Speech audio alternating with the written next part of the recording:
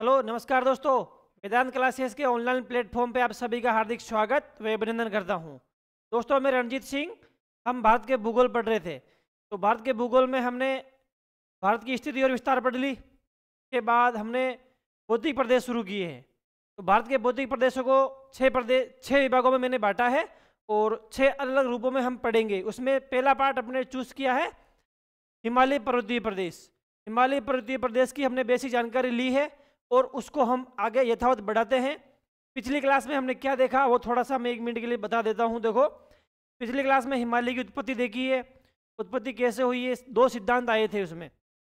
एक था वेगनर का सिद्धांत 1912 में और एक था प्लेट विवर्तनिक सिद्धांत 1968 में। वेगनर का सिद्धांत बोलता है कि हिमालय का निर्माण 33 सागर के अवशेष के रूप में हुआ है। और प्लेट विवर्तनिक सिद्धांत क्या बोलता है? प्लेट विवर्तनिक सिद्धांत बोलता है कि भारत का निर्माण 2 प्लेटों की अभिसारी गति या कन्वर्जन मोशन के कारण हुआ है। ये इतना हमने पढ़ा है। इसके बाद हमने पढ़ा है हिमालय का विस्तार कहाँ से कहाँ तक है। तो हिमालय का विस्तार दोस्तों 4 देशों में है, भारत, नेपाल, भूटान और चाइना।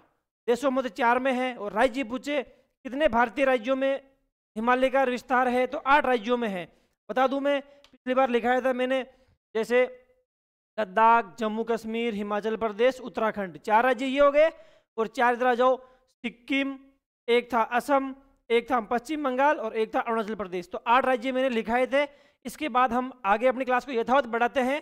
दोस्तों ध्यान से देखना, हम पढ़ रहे हैं हिमालय का विस्तार। हिमालय के विस्तार में आगे और देखो, हिमालय का विस्तार कहाँ से कहाँ तक है। हिमालय का विस्तार ये हम पढ़ रहे थे। तो हिमालय के विस्तार में दोस्तों हमने बताया था कि हिमालय 2400 से 2500 किलोमीटर लंबा है, इतने राज्यों में फैला हुआ है। वो सिंधु घाटी और सिंधु नदी और ब्रह्मपुत्र नदी इसके मध्य स्थित है। ये हमने पढ़ लिया था। अब हम पढ़ेंगे देशांतरी दृष्टिकोण से भारत कहाँ, हिमालय कहाँ से कहाँ तक है। मतलब ये देखो, ये है हिमालय, यहाँ से यहाँ तक है। और अपना भारत कहाँ से कहाँ तक है? अपना भारत यहाँ से यहाँ तक है। मतलब भारत हो रहा है अपने 68 डिग्री से शुरू हो रहा है और 97 डिग्री पे खत्म हो रहा है। भारत 68 से शुरू हो रहा है और 97 पे खत्म हो रहा है, ठीक है। लेकिन हिमालय कहाँ से शुरू हो रहा है और कहाँ खत्म हो रहा है? देखो, हिमालय हो रहा है भाई 68 गुण 70 70 71 72 74, मतलब 74 डिग्री पूर्वी देशांतर से शुरू हो रहा है। कहाँ से हो रहा है? 74 डिग्री पूर्वी देशांतर। 74 डिग्री पूर्वी देशांतर। बताओ दोस्तों, हिमालय का शुरुआत किस देशांतर से हो रही है? 74 डिग्री पूर्वी देशांतर से 96 डिग्री पूर्वी देशांतर तक हिमालय का विस्तार है। 96 डिग्री पूर्वी देशांतर तक है। तो आ जाओ, लिखो इसको।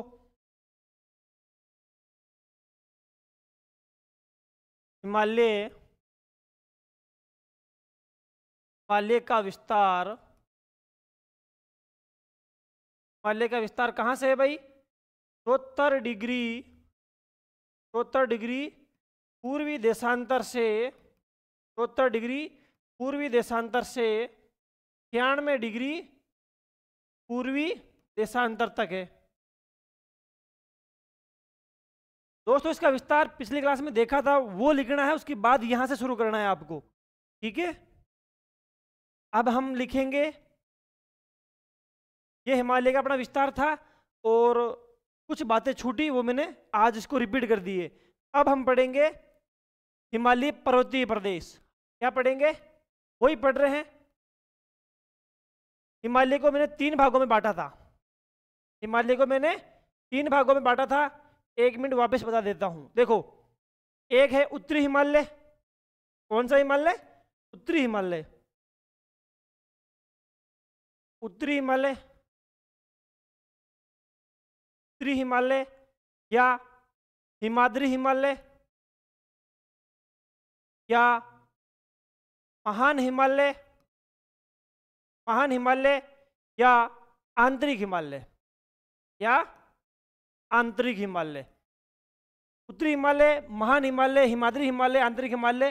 दूसरा है मध्य हिमालय। मध्य हिमालय इसको बोलते हैं हिमाचल हिमालय,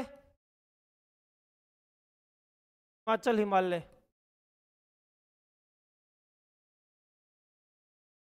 ठीक है, और ये है शिवालिक हिमालय, दक्षिण भी बोलते हैं इसे ही,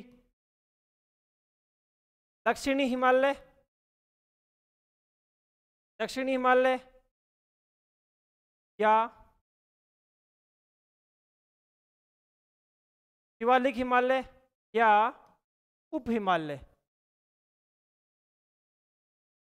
देखो हिमालय के 3 पार्ट है, हिमालय की मोटी मोटी 3 श्रृंखलाएं हैं, उसमें 3 श्रृंखलाओं में सबसे उत्तर में उत्तरी हिमालय, हिमाद्री हिमालय। देखो उत्तर में इसलिए बोलते हैं उत्तरी हिमालय, सबसे ऊंचा है, बर्फ जमती है इसलिए बोलते हैं हिमाद्री हिमालय, सबसे बड़ा है इसलिए बोलते हैं महान हिमालय, और सबसे अंदर है इसलिए बोले आंतरिक हिमालय। ठीक है, तो ये बातें हम लिखते हैं। सबसे पहले पढ़ेंगे ये वाला, इसका नाम है दोस्तों, सबसे पहले पढ़ेंगे ये वाला हिमालय, इसके बाद पढ़ेंगे ये वाला हिमालय, और इसके बाद पढ़ेंगे ये वाला हिमालय। तो अपनी हेडिंग क्या रहेगी? उत्तरी, हिमाद्री, महान और आंतरिक। हेडिंग लगाओ अपनी।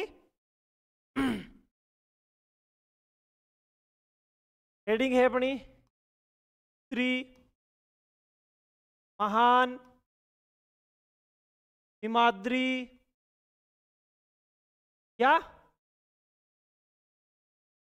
आंतरिक हिमालय, ये अपनी हेडिंग रहेगी दोस्तों, ये अपनी हेडिंग रहेगी। ठीक है, आ जाओ।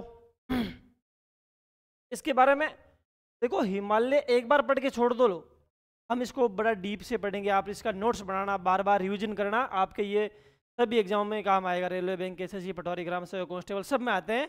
तो एक बार पढ़ के छोड़ दो बस, है ना। आ जाओ, लिखो उत्तरी हिमालय, यह है हिमालय,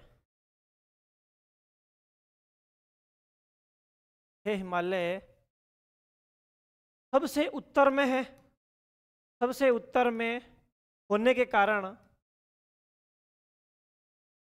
सबसे उत्तर में होने के कारण उत्तरी हिमालय कहते हैं, उत्तरी हिमालय कहते हैं, उत्तरी हिमालय कहते हैं। ठीक है, के बाद महान क्यों कहते हैं? क्योंकि तीनों पर्वत हिमालय 3 श्रृंखलाओं में बटा है, तो 3 श्रृंखलाओं में भी सबसे बड़ी श्रृंखला ये है। तीनों श्रृंखलाओं में देखो, हिमालय की तीनों श्रृंखलाओं में तो हिमालय की तीनों श्रृंखलाओं, हिमालय की तीनों श्रृंखलाओं में सबसे बड़ा है, इसलिए इसे क्या बोलते हैं? महान बोलते हैं। हिमालय की तीनों श्रृंखलाओं में सबसे बड़ा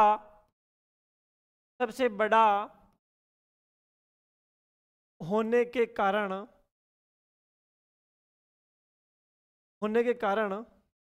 इसे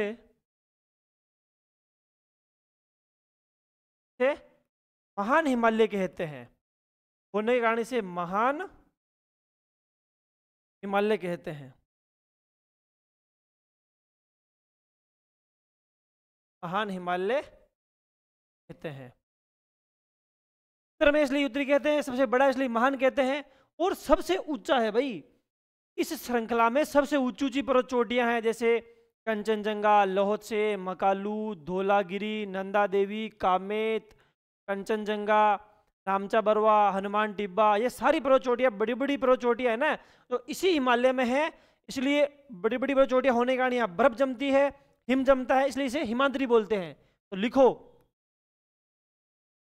यह हिमालय, क्या यह श्रृंखला सर्वाधिक ऊंची होने के कारण, सर्वाधिक ऊंची होने के कारण, यह श्रृंखला सर्वाधिक ऊंची होने के कारण यहाँ हिम या बर्फबारी होती है, या बर्फ जमा रहता है, हिम या बर्फ जमता है, इसलिए इसे हिमाद्री हिमालय भी कहते हैं। इसलिए इसे हिमाद्री, इसलिए इसे हिमाद्री हिमालय भी कहते हैं, हिमाद्री हिमालय भी कहते हैं। ठीक है, हिमाद्री हिमालय भी कहते हैं। आंतरिक हिमालय क्यों कहते हैं?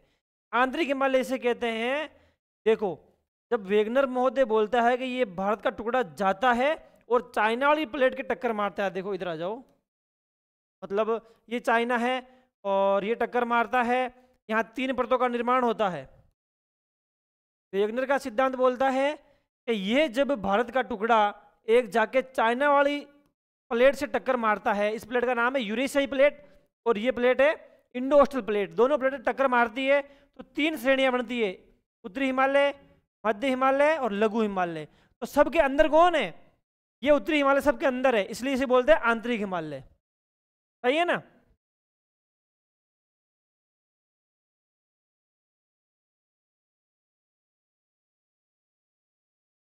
इसलिए इसे बोलते हैं आंतरिक हिमालय। तो आ जाओ, इसे आंतरिक हिमालय क्यों कहते हैं? सबसे अंदर होने के कारण इसे आंतरिक हिमालय बोलते हैं।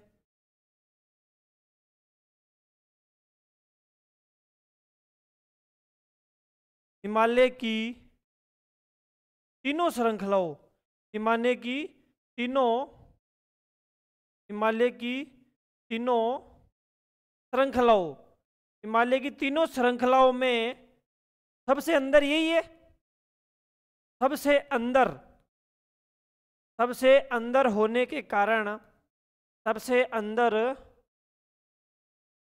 होने के कारण, सबसे अंदर होने के कारण से क्या बोलते हैं?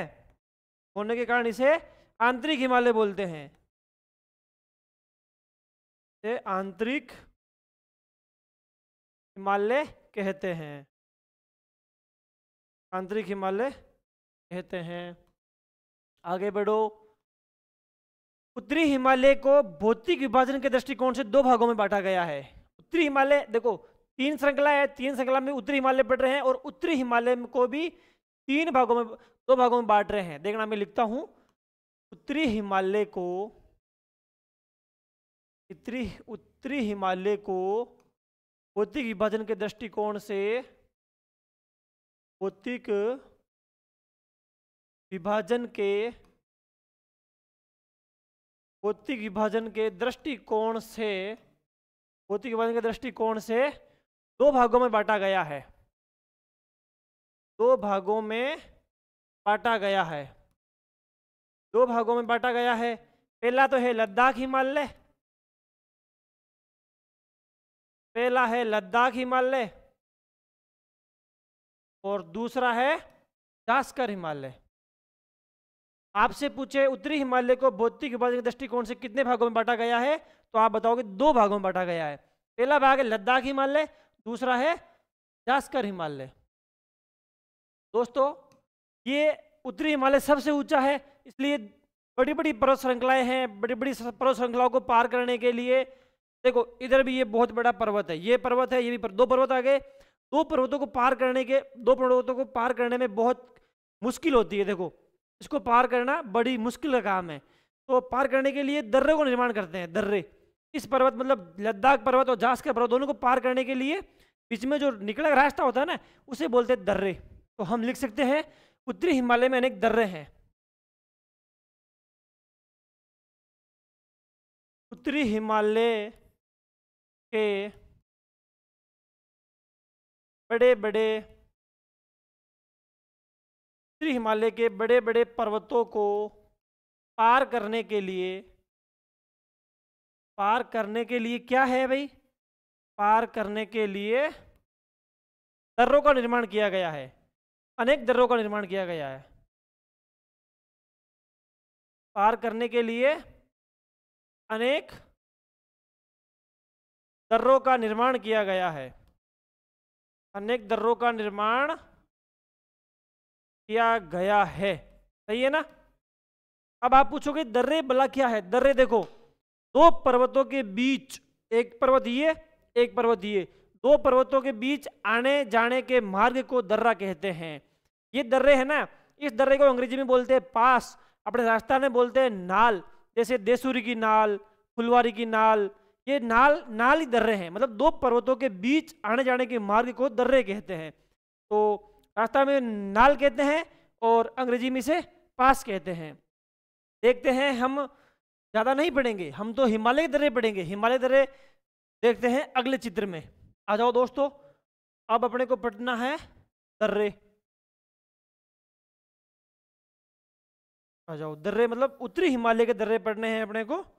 आ जाओ, ये है अपना उत्तरी हिमालय।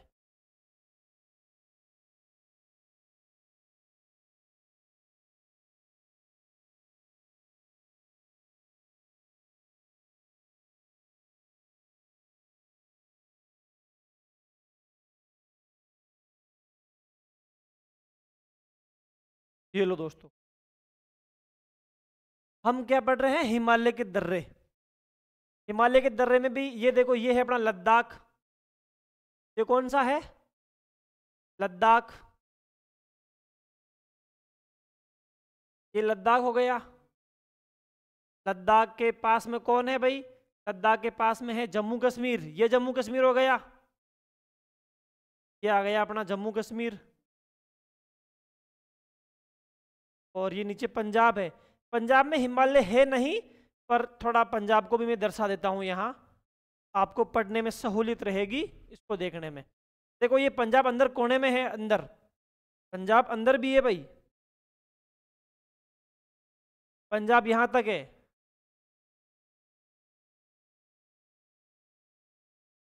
पंजाब को ध्यान से समझना, ये अंदर जा रहा है ना पंजाब, यहाँ तक है पंजाब। अंदर वाला जो एक जिला पड़ता है वहाँ है पठानकोट, ठीक है, ध्यान रखना। पठानकोट अंदर है भाई थोड़ा सा। ये आ जाएगा हिमाचल प्रदेश, और इसके पास में है ये उत्तराखंड। कौन सा खंड, उत्तराखंड। ये है भाई अपना उत्तराखंड, ठीक है। ये हरियाणा, ये अपना राजस्थान, है ना। आ जाओ दोस्तों, अब हम पढ़ रहे हैं हिमालय के महत्वपूर्ण दर्रे या हिमालय के प्रमुख दर्रे। आपको बिल्कुल ध्यान से सुनना है और इमेज को दिमाग में रखना है। मैं चार पांच स्थानों को लोकेट कर रहा हूं, देखना दोस्तों। यहाँ पे है जम्मू, यहाँ पे है जम्मू, क्या है, जम्मू। और यहाँ पे है श्रीनगर, यहाँ पे श्रीनगर है। और यहाँ पे है कारगिल, और यहाँ पे है लेह। चारों के नाम लिख देता हूं मैं। ये आ जाओ, ये है अपना जम्मू, ये जम्मू। ये है श्रीनगर, क्या है ये है श्रीनगर। और ये है अपना कारगिल, ये है कारगिल। और ये है लेह। यही लिख दूं क्या, बाद में लिख दूंगा इसको। दोस्तों अपने को यदि घूमने जाना है, जैसा कि अजमेर से अपने को घूमने जाना है इधर जम्मू कश्मीर पंजाब हरियाणा वगैरह, इधर घूमने जाना है, हिमालय में अपने को घूमने जाना है, तो हम कैसे जाएंगे। देखो ये अपना अजमेर, ये रहा, ये है अपना अजमेर, राजस्थान का हाट, भारत का मक्का, है ना। ये यहाँ से हम जाएंगे तो इधर जाएंगे नागौर, चूरू, गंगानगर जाएंगे। फिर यहाँ पे आता है लुधियाना जालंधर, तो इधर है। और यहाँ पे अमृतसर है भाई। कौन सा शहर है, अमृतसर। यहाँ पे अमृतसर है और यहाँ पे है पठानकोट। अमृतसर यहाँ पे है और यहाँ पे क्या है, पठानकोट। मैंने बिंदी दर्शाई है अंदर, वहाँ पठानकोट है। तो पठानकोट होते हुए हम जम्मू चले गए। हम कहाँ चले गए, जम्मू। फिर जम्मू जाने के बाद अपना मन हो रहा है श्रीनगर घूम के आते हैं। जम्मू जाने के बाद मेरी इच्छा हो रही है श्रीनगर घूम के आऊँ। तो जम्मू से श्रीनगर जाने के लिए मेरे पास दो रास्ते हैं। क्या कहा मैंने, जम्मू से श्रीनगर जाने के लिए मेरे पास दो रास्ते हैं। एक रास्ता तो है इधर से, ये देखो, एक रास्ता तो है ये वाला, और एक रास्ता है ये वाला। दो रास्ते हैं मेरे पास। जम्मू से श्रीनगर जाने के लिए कितने रास्ते हैं, दो रास्ते हैं। आ जाओ, एक चीज और दिखा दूं मैं आपको। दोस्तों यहाँ से लद्दाख के इस इलाके से यहाँ तक एक रेखा है, इसे बोलते हैं line of actual control, LAC, और ये है POK, Pakistan occupied Kashmir. POK मतलब पाकिस्तान ऑक्यूपाइड कश्मीर, मतलब पाक अधिकृत कश्मीर। कौन सा? पाक अधिकृत। ये वाला इलाका पाकिस्तान के एंटर में है। भी हमारे नक्शे में तो दिखा रहे लद्दाख को पूरा, जम्मू कश्मीर को पूरा दिखा रहे हैं, पर ये जो मैंने लिखा है ना POK, ये पाकिस्तान ऑक्यूपाइड कश्मीर अभी अपने एंटर में नहीं है, ये पाकिस्तान के अंदर है, इसलिए बोलते हैं पाक ऑक्यूपाइड कश्मीर। और इसी पाक ऑक्यूपाइड कश्मीर में पाकिस्तानी सेना या पाकिस्तानी लोग आतंकवादी गतिविधियां चलाते हैं। कहाँ चलाते हैं? इधर इधर ये पाकिस्तान है, नल्ला, इसे क्या बोलते हैं पाकिस्तान को? पाकिस्तान को बोलते हैं नल्ला, नल्ला पाकिस्तान है, निठल्ला है साला। ये पाकिस्तान क्या है? निठल्ला है। तो ये आतंकवादी गतिविधियां चलाता है पाकिस्तान, तो इससे अपने को डर रहता है। यहाँ से जाने के लिए मेरे पास डर है, तो यहाँ जाऊँगा मैं, तो मेरे पास रास्ते दो है। मैं पहले दिखा दूँ दर्रे, दिखा दूँ दर्रे। यहाँ पे दोस्तों दर्रे हैं। एक दर्रा तो है, ये देखो, एक दर्रा है ये वाला, एक दर्रा है यहाँ वाला, दो दर्रे हैं दोस्तों। इस रास्ते से जाऊंगा मैं तो एक दर्रा आता है, उसका नाम है पीर पंजाल दर्रा। इसका नाम क्या है? पीर पंजाल दर्रा। लिख दो भाई, पीर पंजाल दर्रा। क्या नाम है? पीर पंजाल दर्रा। और इस दर्रे का नाम क्या है? इस दर्रे का नाम है बनिहाल दर्रा। कौन सा दर्रा है? बनिहाल दर्रा, बनिहाल दर्रा। दोस्तों मैं इस रास्ते से जाऊंगा तो पीर पंजाल दर्रा आएगा रास्ते में, और इधर से जाऊंगा तो बनिहाल दर्रा रास्ते में आएगा। ठीक है, दो दर्रे मैंने दर्शाए, पीर पंजाल और बनिहाल दर्रा। अब मेरे को ये बताओ, मैं इधर से जाना पसंद करूंगा या इधर से जाना पसंद करूंगा? क्योंकि पीर पंजाल दर्रा है परंपरागत दर्रा है, पीर पंजाल दर्रा परंपरागत दर्रा है, और बनिहाल दर्रा नया दर्रा है जो भारत सरकार ने बाद में बनाया है। आज़ादी के समय से ही जम्मू से श्रीनगर जाने का रास्ता था वो पीर पंजाल दर्रे से जाता था। आज़ादी के समय से ही जम्मू से श्रीनगर जाने का एकमात्र रास्ता था वो था पीर पंजाल दर्रे से होते हुए जाता था, और ये POK के पास में पड़ता है, इसलिए लोग यहाँ से जाना पसंद नहीं करेंगे। किधर से पसंद करेंगे? बनिहाल दर्रे से जाना पसंद करेंगे। ठीक है, यहाँ से मैं चला गया तो यहाँ पे रास्ते में दो सुरंग आती है, वो सुरंग भी मैं यहीं लोकेट कर देता हूँ। देखो रास्ते में दो सुरंग आती है, वो सुरंग भी मैं यहीं लोकेट कर देता हूँ। यहाँ पे एक सुरंग आती है, यहाँ पे एक सुरंग आती है चेनानी नासिरी सुरंग। कौन सी सुरंग? यहाँ पे है सुरंग का नाम है चेनानी नासिरी सुरंग, चेनानी नासिरी सुरंग।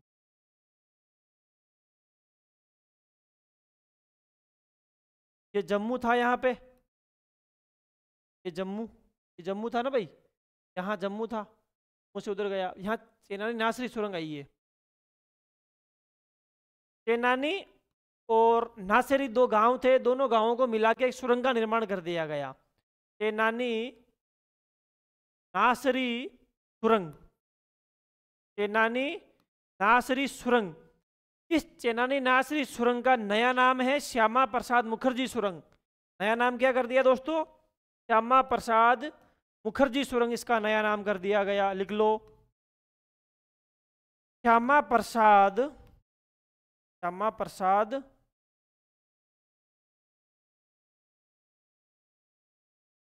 श्यामा प्रसाद मुखर्जी सुरंग, मुखर्जी। अब अपने से पूछे श्यामा प्रसाद मुखर्जी सुरंग या चेनानी नासिरी सुरंग की लंबाई कितनी है, तो इसकी लंबाई लिख लो आप, वेरी वेरी इंपॉर्टेंट है। पूरे भारत में सबसे लंबी सुरंग यही है, चेनानी नासिरी सुरंग। कौन सी सुरंग है? चेनानी नासिरी सुरंग। और इसकी लंबाई कितनी है? 9.20 किलोमीटर, ये इसकी लंबाई है, 9.20 किलोमीटर। बताओ चेनानी नासिरी सुरंग कहाँ है? जम्मू से श्रीनगर जाते समय बनिहाल दर्रे वाले मार्ग में आती है, सेनानी नासरी सुरंग, ठीक है। ये बनिहाल है भाई, बनी हाल। इसके बाद आ जाओ आप, देखो यहां से जाऊंगा ना मैं बनिहाल दर्रे से, तो बनिहाल दर्रे जाने से पहले आएगी सेनानी नासरी सुरंग और इसके आएगी एक जवाहर सुरंग। बनिहाल दर्रे को पार करते ही कौन सी सुरंग आएगी भाई? जवाहर सुरंग आएगी। कौन सी सुरंग आएगी? जवाहर सुरंग। यहाँ पे लोकेट कर रहा हूं मैं जवाहर सुरंग को। ये है भाई जवाहर सुरंग, जवाहर सुरंग। तो बताओ जवाहर सुरंग कहाँ है? बनियाल दर्रे को पार करते ही और जम्मू कश्मीर श्रीनगर से पहले, श्रीनगर और बनियाल दर्रे के बीच में है जवाहर सुरंग। जवाहर सुरंग की लंबाई पूछे तो कितनी है? 2531 मीटर है भाई, 2.5 किलोमीटर के आसपास है ये। 2531 मीटर लिख दो इसको आप। कितनी है ये? 2500 लिखो, यहाँ ही लिख देते हैं 2531 मीटर। जवाहर सुरंग की लंबाई कितनी है? 2531 मीटर लंबाई है जवाहर सुरंग की, ठीक है। अब मैं, आपने सुना है वो ज़्यादातर आतंकवादी घटनाएं कहाँ होती है? पीर पंजाल वाले मार्ग में दो स्थान है यहाँ पे, राजौरी और पुंज। कहाँ? यहाँ है राजौरी और यहाँ है पुंज। इस दो इलाकों के पास में पड़ता है, ये पीओ के बिल्कुल नज़दीकी पड़ता है। तो आतंकवादी गतिविधियाँ ज़्यादातर पुंज और राजौरी में ही होती है। तो यहाँ से मेरे जैसे, आप जैसे लोग जाना पसंद नहीं करेंगे। कहाँ से? पीर पंजाल दर्रे से जाना पसंद नहीं करेंगे, क्योंकि वो अपने आप को सेफ नहीं समझेंगे वहाँ। ये क्या है, पीओके के नज़दीक पड़ता है, इसलिए वो यहाँ से नहीं जाएंगे। तो जाएंगे तो वो इधर से ही जाएंगे। और हाँ, ये नया मार्ग है भाई, बनियाल दर्रा है ना, तो नया मार्ग है, काफ़ी चौड़ा है, सुरक्षित है, अच्छा मार्ग है, इसलिए लोग बाग जाना यहीं से पसंद करेंगे। तो हम आगे बढ़ते हैं। देखो इसके बाद मैं श्रीनगर पहुंच गया। अब एक बात बताओ मेरे को, कोई भी लोग या कोई भी आदमी या मैं जब श्रीनगर जाऊंगा तो मैं श्रीनगर क्या देखने जाऊंगा? श्रीनगर में देखने के लिए एक चीज है डल झील। क्या है भाई? डल झील। डल झील में जहाज चलती है, मोटी मोटी जहाज चलती है। उस जहाजों के अंदर ही रहने का, खाने धोना पीना नहाना धोना सब उसी में ही है, घूमना फिरना। मतलब डल झील के अंदर जहाज है, जहाज के अंदर भी हाउस बना हुआ है, इसलिए उसे बोलते हैं हाउस बोट। श्रीनगर में हाउस बोट को देखने के लिए पर्यटक जाते हैं और उसी हाउस बोट को क्या बोलते हैं? शिकारा कहते हैं। आप ध्यान रखना भाई, आप आपकी बिननी को लेके जाओ ना तो शिकारा में जरूर घूम के आना। डल झील कहाँ है? श्रीनगर में है। श्रीनगर कहाँ है? जम्मू कश्मीर में है। और श्रीनगर घूमने क्यों जाते हैं? हाउस बोट देखने के लिए। हाउस बोट को बोलते हैं शिकारा। शिकारा किसे कहते हैं? जहाज के अंदर बने हाउस, उसे बोलते हैं शिकारा, ठीक है। वो है डल झील का प्रसिद्ध है श्रीनगर। श्रीनगर जाने के बाद मेरे मन में आया यार मैं जाऊंगा, लेह जाऊंगा। कहाँ जाऊंगा? लेह जाऊंगा। श्रीनगर जाने के बाद मेरे मन में आया मैं अब तो लेह जाऊंगा भाई। कहाँ जाऊंगा रे भाई? लेह। तो लेह जाने का डायरेक्ट मेरे पास कोई मार्ग नहीं है। लेह जाने का डायरेक्ट मेरे पास, श्रीनगर से सीधा कोई रास्ता लेह नहीं जाता। यदि श्रीनगर से लेह जाना है तो वाया कारगिल होते हुए जाया जाएगा। श्रीनगर से आपको लेह जाना है तो वाया कारगिल से जाना पड़ेगा, कारगिल होते हुए जाना पड़ेगा। श्रीनगर से लेह का कोई रास्ता नहीं है, ठीक है। तो लेह जाना पड़ेगा पहले। तो आ जाओ, यहाँ मैं लेह लिख देता हूँ, ये है लेह। क्या आ गया अपना लेह, ठीक है। अब मैं श्रीनगर ही बैठा हूँ। कहाँ बैठा हूँ रे? शिकारा में बैठा हूँ, शिकारा में। शिकारा से मैं फिर जा रहा हूँ आगे। कहाँ जा रहा हूँ? फिर कारगिल जाऊंगा। चलो गाड़ी को गियर लगाओ, शुरू करो, आगे बढ़ो। घूमने जा रहे हैं भाई, कारगिल चला गया। अब जिस श्रीनगर से मैं कारगिल जाऊंगा तो रास्ते में एक दर्रा आता है, उसका नाम है जोजिला दर्रा। कौन सा दर्रा? जोजिला दर्रा। नाम लिख दो भाई, फटाफट नाम लिख दो। ये लो साहब, ये जोजिला दर्रा भी मैं जम्मू कश्मीर के अंदर ही दर्शा रहा हूँ। जोजिला दर्रा भी मैं कहाँ दर्शा रहा हूँ? जम्मू कश्मीर के अंदर ही दर्शा रहा हूँ। इसका नाम क्या है? जोजिला दर्रा।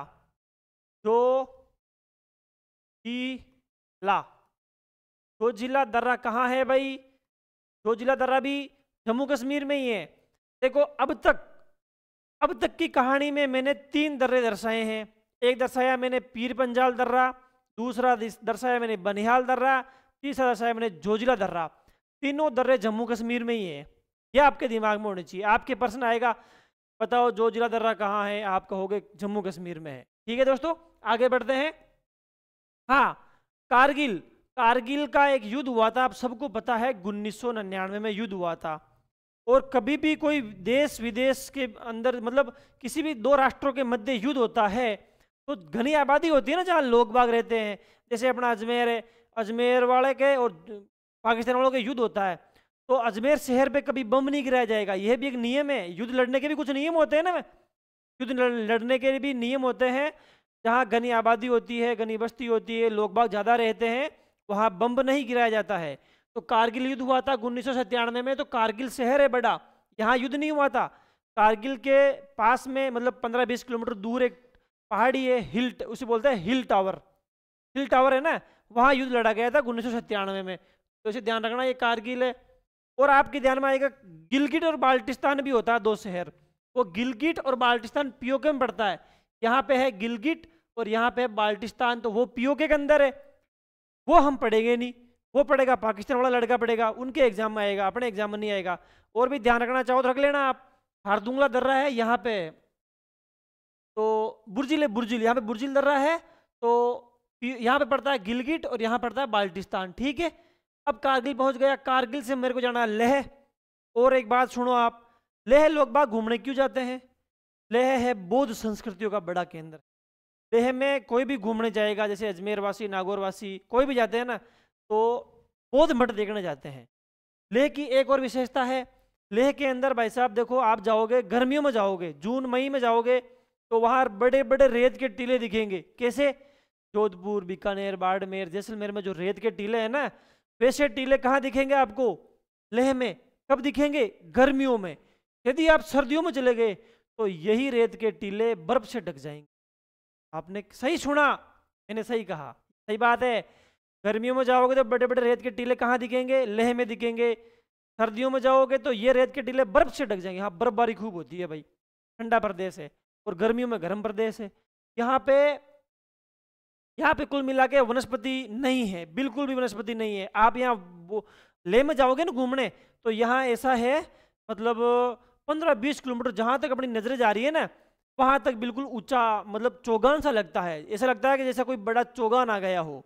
ठीक है, तो लेह में क्या देखने जाते हैं? बौद्ध मठ देखने जाते हैं।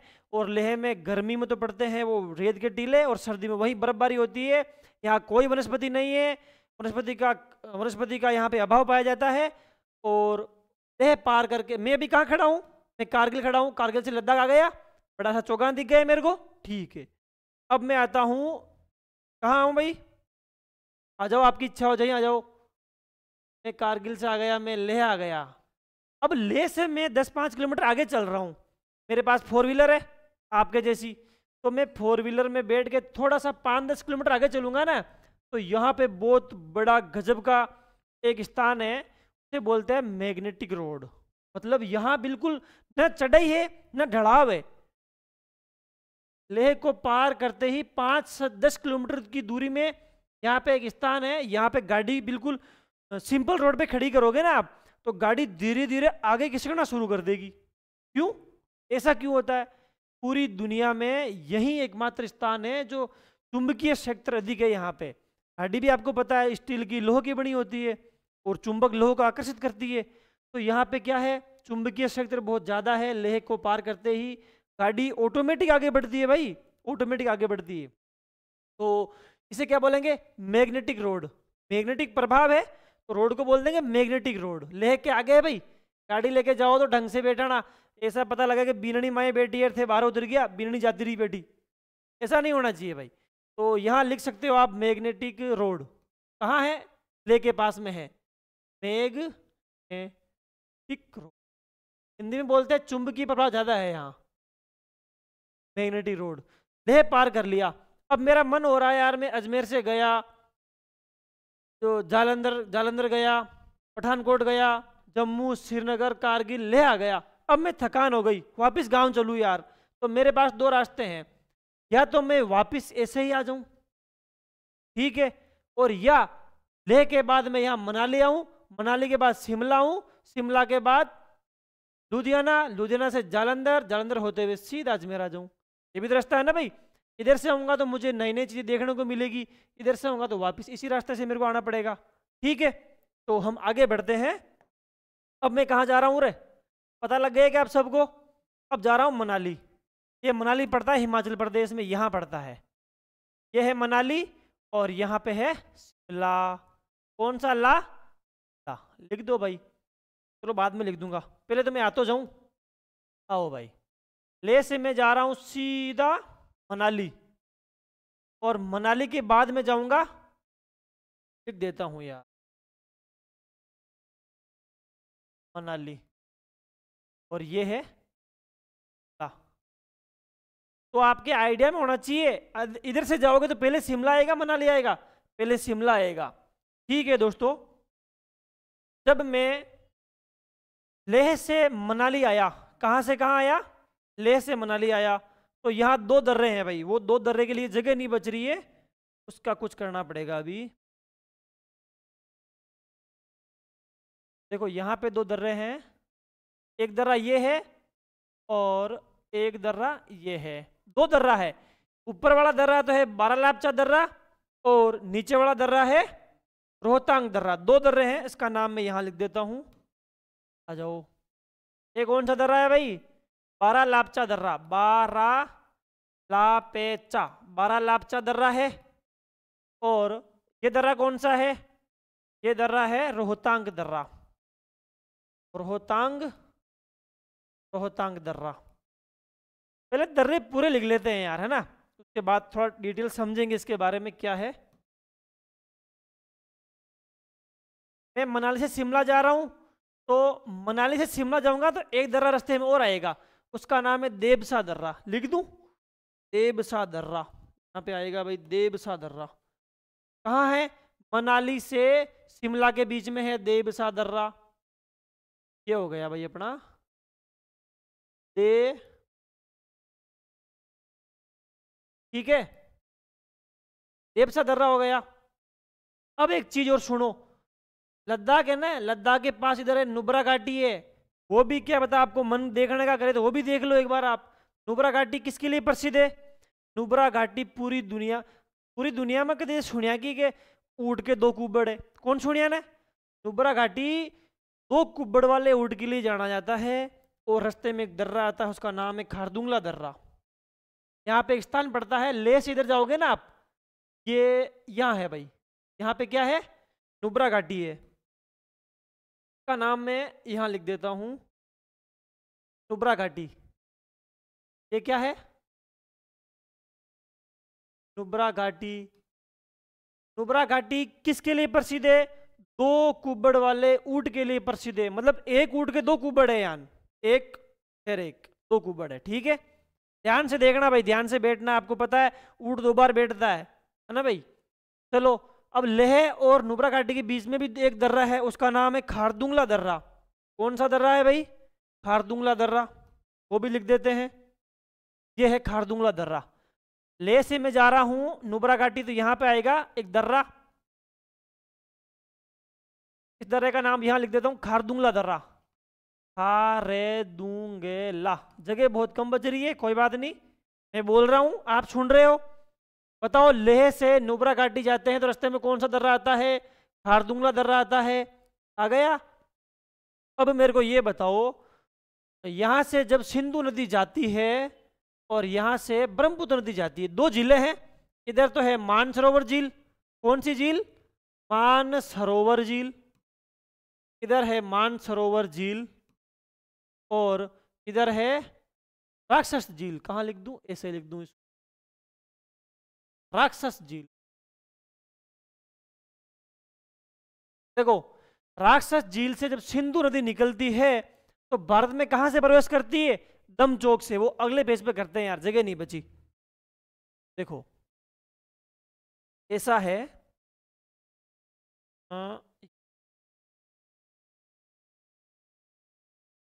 देखो यहां पे एक स्थान पड़ता है दमचौक, इसका नाम क्या है? दमचौक। और इसके बाद यहाँ पे स्थान पड़ता है, उसका नाम है चिसुमले। क्या नाम है?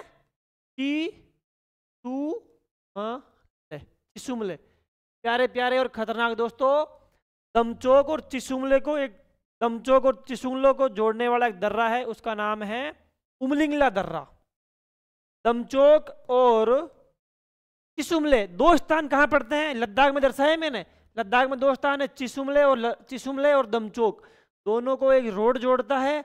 इसी रोड के मध्य एक दर्रा आता है। इस दर्रे का नाम है दोस्तों उमलिंगला दर्रा। कौन सा दर्रा? उमलिंगला दर्रा। उमलिंगला दर्रा। उमलिंगला दर्रा क्या नाम हो गया इसका? उमलिंगला दर्रा। दमचोक को चिसुमले से जोड़ने वाले दर्रे का नाम क्या है? उमलिंगला दर्रा। इस उमलिंगला दर्रा की एक विशेषता है, उमलिंगला दर्रा पूरी दुनिया में सबसे ऊंचा मोटर वाहन चलाने योग्य दर्रा है। ये रोड है ना, यदि आप यहाँ पे गाड़ी चला रहे हो तो पूरी दुनिया में सबसे ऊंचा स्थान है जहां आप गाड़ी चला सकते हो। इससे ऊंचा स्थान कहीं नहीं है। सबसे ऊंचा स्थान है उमलिंगला दर्रा।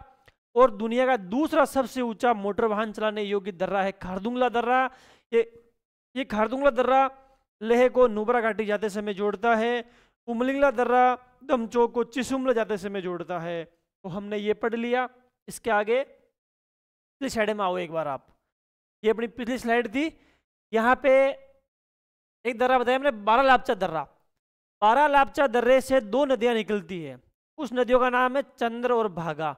जब चंद्र और भागा नदी दोनों मिल जाती है तो चिनाब नदी का निर्माण करती है। तो मैं लिख दूं, यहाँ पे जगह नहीं है, अगले पे आ जाओ आप। देखो हिमाचल प्रदेश में दर्शाए ना मैंने दर्रे। भाई ये रहा आपके सामने ही तो है, ये जम्मू कश्मीर और ये हिमाचल प्रदेश। तो हिमाचल प्रदेश में एक दर्रा है, यहाँ पे दर्शा दूं मैं। ये दर्रा है बारालापचा, उत्तराखंड है। ये है हिमाचल प्रदेश। तो यहाँ पे तो है बारालापचा दर्रा और यहाँ पे है रोहतांग दर्रा।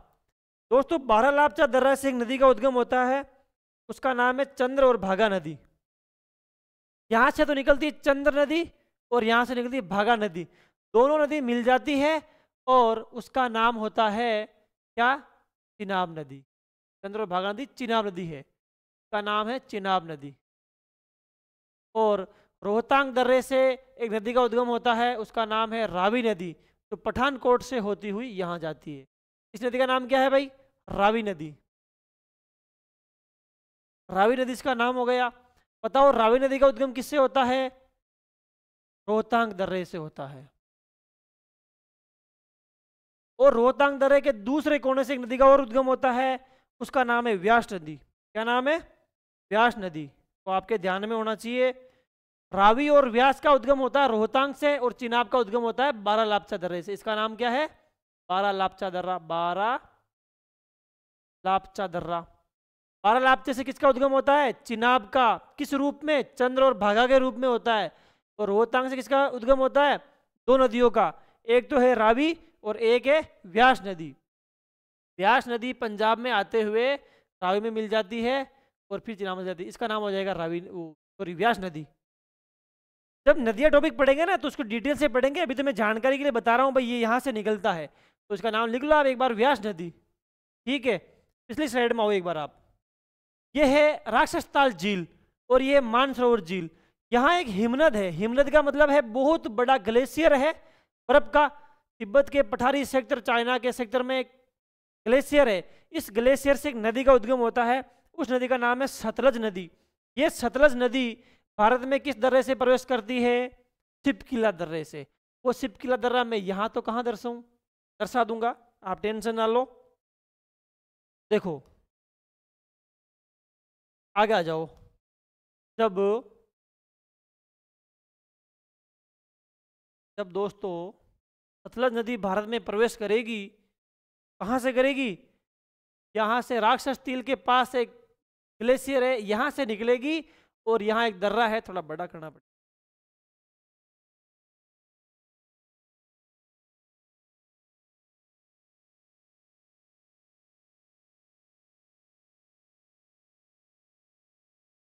अब ठीक है, दिखेगा ना आपको? ठीक है, दिखेगा भाई।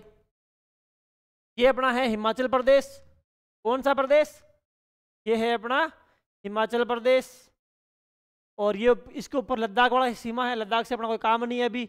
और ये है अपना पंजाब। कौन सा आप? 5 नदियों का आब पंजाब। ठीक है भाई। हिमाचल प्रदेश के अंदर एक दर्रा है दोस्तों, शिपकिला दर्रा। कौन सा दर्रा? शिपकिला दर्रा है। यहां है दर्रे का नाम शिपकिला दर्रा।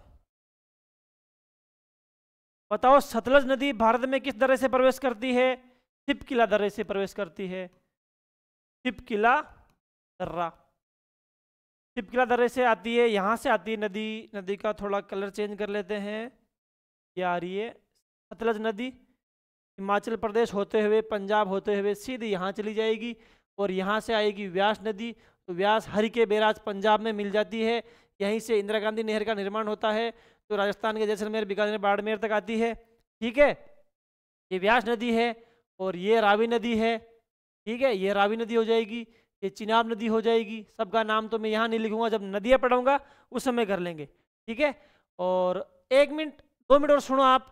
यहाँ पे मैं दर्रे दिखा रहा हूँ आपको हिमाचल प्रदेश के। हिमाचल प्रदेश का तो हो गया, अब आ जाओ उत्तराखंड में। उत्तराखंड के 3 दर्रे हैं, वो जल्दी जल्दी लिख लेते हैं दोस्तों। आ जाओ, उत्तराखंड के मोस्ट इंपोर्टेंट दर्रे हैं, ये आपको ध्यान में रखना है। वेरी वेरी इंपोर्टेंट दर्रे हैं भाई। दर्रे के नाम है माना, नीति और लिपुलेख। तीनों दर्रे क्रमांकित है भाई। यहाँ पे एक दर्रा है, उसका नाम है माना दर्रा, नीति दर्रा, और यहाँ पे एक दर्रा है, उसका नाम है लिपुलेख दर्रा। लिख लो, नाम लिख लो। इसका नाम है माना दर्रा। कौन सा दर्रा? माना दर्रा। इसका नाम है नीति दर्रा। कौन सा दर्रा? नीति दर्रा। और इसका नाम है लिपुलेख दर्रा। लिपुलेख दर्रा। दोस्तों हमने उत्तराखंड के 3 दर्रे लिखे हैं, माना, नीति और लिपुलेख। लिपुलेख की एक कहानी है, जब यहाँ पे मानसरोवर की यात्रा कराते हैं तो भारत सरकार भारतीय लोगों को यहीं से यात्रा करवाती है। किस दर्रे से? लिपुलेख दर्रे से। दोस्तों हमने देखो जम्मू कश्मीर के दर्रे, लद्दाख के दर्रे, हिमाचल प्रदेश के दर्रे और उत्तराखंड के दर्रे देखे हैं। अगले दर्रे हम अगली क्लास में देखेंगे। आज के लिए धन्यवाद दोस्तों। जय हिंद, जय भारत।